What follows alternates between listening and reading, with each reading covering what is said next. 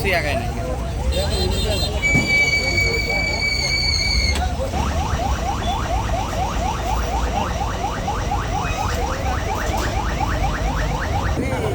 এই দুর্ঘটনা এখন পর্যন্ত দুইজন মৃত্যুবরণ করেছেন এবং ৬-৭ জন আহত সামান্য জখমপ্রাপ্ত, তাদেরকে আমরা উদ্ধার করে বিভিন্ন হাসপাতালে প্রেরণ করেছি।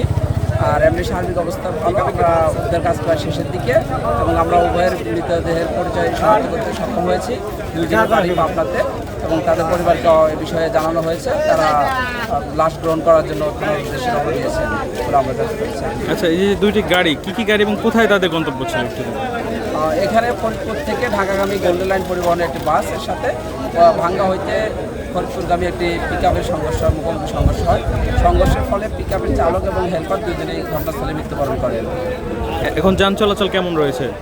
উভয় পক্ষে যান চলাচল স্বাভাবিক আছে, তবে কিছুটা বিঘ্ন ঘটছে। আমাদের রেকারের মাধ্যমে গাড়িটিকে মহাসড়কে অপসারণ করা হচ্ছে, যার কারণে আমরা গাড়িটিকে মহাসড়ক আপাতত যান চলাচল বন্ধ করে আমরা রোড ক্লিয়ার দেওয়ার চেষ্টা করছি। আর অল্প করে কিছুক্ষণের মধ্যে আমরা রোডটা ক্লিয়ার দিতে পারবো।